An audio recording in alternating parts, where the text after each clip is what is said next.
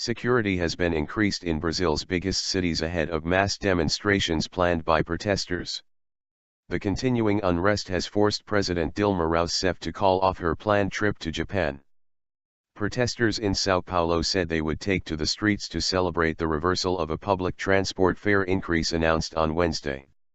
The protests, which were originally triggered by the increase, have since grown into a much wider movement.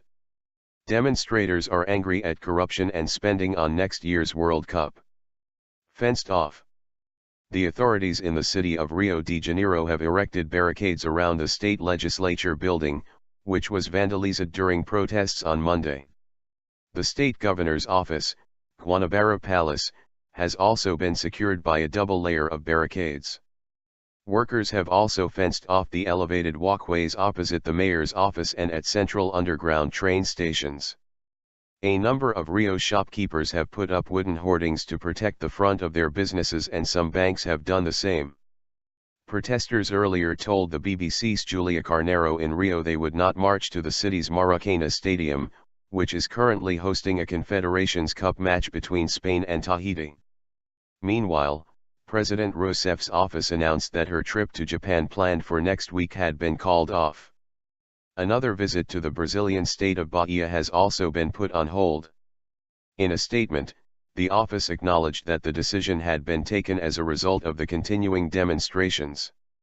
The BBC Brazil editor in Sao Paulo, Gary Duffy, says this is another indication of the seriousness of the situation confronting the president, who earlier said she was proud that so many people were fighting for a better country. Previous Confederations Cup matches have drawn protests, with demonstrators expressing their anger at steep ticket prices and the money spent on the Confederations Cup, the 2014 World Cup and the 2016 Rio Olympics. In the city of Fortaleza, which was hosting the Brazil v Mexico match on Wednesday, demonstrators carried banners reading, "A teacher is worth more than Neymar," in a reference to Brazil's star footballer. Significant benefits. On Thursday, the International Olympic Committee said it was confident the 2016 Olympics would bring major benefits to Rio de Janeiro and the country. In a statement to the Associated Press news agency, the IOC said the Olympics would bring significant benefits to the whole population of Rio, improving the city in terms of transport, infrastructure and social housing, as well as bringing a considerable sporting legacy for Brazil. We are always fully supportive of peaceful protest and remain confident in the ability of the Games as a powerful catalyst for improving the world through sport, the statement continued. In Sao Paulo, members of the free access movement, Movimento Passe Livre, which has been campaigning for better public transport, said they would march through the city on Thursday to celebrate the mayor's decision to reverse a June 2 fare increase. Mayor Fernando Haddad said the reversal was a big sacrifice, which meant other investments would have to be cut. Disgusted.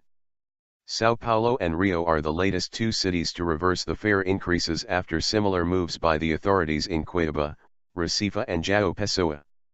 The fare rollback, while welcomed by many, has so far failed to quell the protests, with crowds blocking main roads in Sao Paulo and Brasília, and protesters confronting police in Rio de Janeiro state shortly after the U-turn was announced.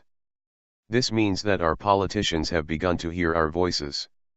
This is something that has never happened before, in a non-election year, at least, Daniel Acosta from Sao Paulo told the BBC. It's a start. What happens now, nobody knows yet, but it gives us hope, he added. But 18-year-old student Camila Sena said the protests had become much wider and the concession on fare prices would not change much. It's not really about the price of transport anymore, she said while taking part in a protest in the city of Niterói, near Rio de Janeiro, on Wednesday. People are so disgusted with the system, so fed up that now we're demanding change. The current unrest is the biggest since 1992, when people took to the streets to demand the impeachment of then-President Fernando Collor de Mello.